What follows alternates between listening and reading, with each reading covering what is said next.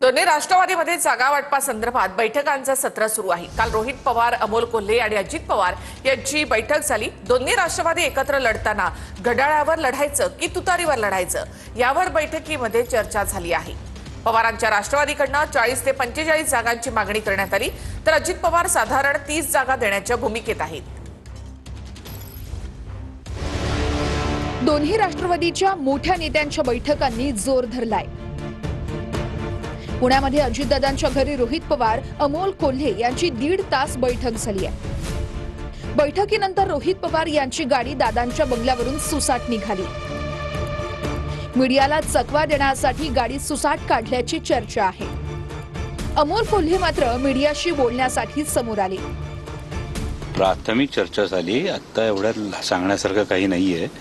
वरिष्ठांना जी चर्चा झाली त्या संदर्भामध्ये ब्रीफ करू आणि त्यानंतर पुढे काय चर्चा होईल ती तुम्हाला ब्रीफ करू। वरिष्ठांच्या कानावर घातल्यानंतर मग आम्ही या संदर्भात पुण्याच्या संदर्भात होतंय तसं पिंपरी चिंचवडच्या संदर्भामध्ये ही आघाडी होऊ शकते का या संदर्भात घोषणा व्यवस्थित वेळेवर मला सांगा।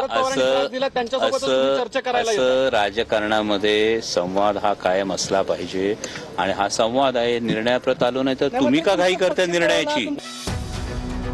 रोहित पवारांनी मात्र या बैठकीला उपस्थित नसल्याचा दावा केलाय।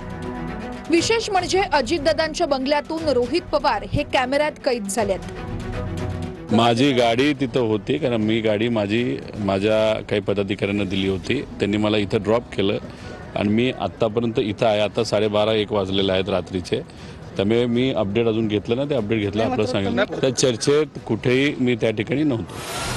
अजित पवार यांना रोहित पवारांसोबतच्या बैठकीबाबत विचारले असता अजित पवार कोणतीही प्रतिक्रिया न देता निघून गेले। दादा गुड मॉर्निंग। गुड मॉर्निंग दादा। रोहित पवार बैठक झाली तुमची? अजित दादा, रोहित पवार आणि अमोल कोल्हेंच्या बैठकीत काय चर्चा झाली ती बघूया। दोन्ही राष्ट्रवादी एकत्र लढताना घड्याळावर लढायचं की तुतारीवर लढायचं यावर या बैठकीत चर्चा झाली।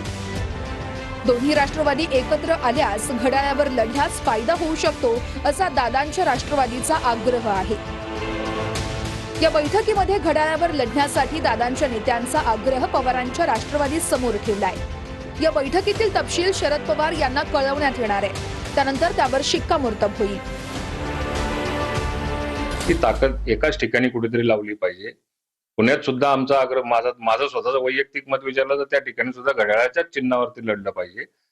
आम्हाला समजा जर का काही वाटलंच तर आम्ही जळगावमध्ये सुद्धा किंवा धुळ्यामध्ये सुद्धा आम्ही घड्याळावरतीच निवडणूक लढणार। खरं तर माझी पहिल्यापासून हीच भूमिका होती की दोन्ही पक्षांनी एकत्र यावे आणि एकत्र जर आले तर राष्ट्रवादी काँग्रेस पक्षाच्या सर्व कार्यकर्त्यांना, दोन्ही पक्षातील सर्व कार्यकर्त्यांना खऱ्या अर्थाने न्याय होईल। दोन्ही पक्ष एकत्र येऊन विलिनीकरणाचा जो काही निर्णय असणार हा निर्णय आदरणीय अजितदादा पवार घेतील।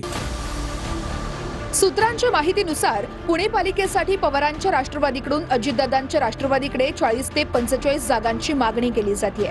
अजित पवारांच्या राष्ट्रवादीकडून साधारण 30 जागा देण्याची भूमिका आहे। पुणे पालिकेमध्ये दोन्ही राष्ट्रवादी जागावाटपाचा तिढा कायम आहे। पिंपरीमध्ये पवारांच्या राष्ट्रवादीचा अजितदादांच्या राष्ट्रवादी समोर 68 जागांचा प्रस्ताव आहे। बैठकीत अजित पवारांसमोर अमोल कोल्हेंनी प्रस्ताव ठेवला। पवारांची राष्ट्रवादी तुतारी चिन्हावर लढण्यासाठी आग्रही आहे। दोन्ही राष्ट्रवादीतल्या मोठ्या नेत्यांच्या गुप्त बैठका, घड्याळ चिन्हावर लढण्याच्या चर्चा, प्रशांत जगताप यांचा राजीनामा आणि सुप्रिया सुळेंची वक्तव्य पाहता दोन्ही राष्ट्रवादीची विलिनीकरणाकडे वाटचाल सुरू असल्याची चर्चा आहे। कदाचित शरद पवार एनडी मध्ये येऊ शकतात। भाजपा स्वीकारेन त्यांना? ते भाजपच्या वरिष्ठ नेत्यांनी ठरवायचं, त्याचा निर्णय दिल्लीच्या दरबारीच होईल। त्यांनी एनडी मध्ये घ्यायचं का नाही फक्त एनडीच्या नेत्यांनी ठरवायचं पहिले। संजय शिरसाट हे राष्ट्रीय स्तरावरचे नेते आहेत, त्यांना एनडीए, शरद पवार यांच्या पक्षाची जास्त माहिती असेल। मला काही याच्यातलं जास्त ज्ञान नाही, एवढंच सांगतो।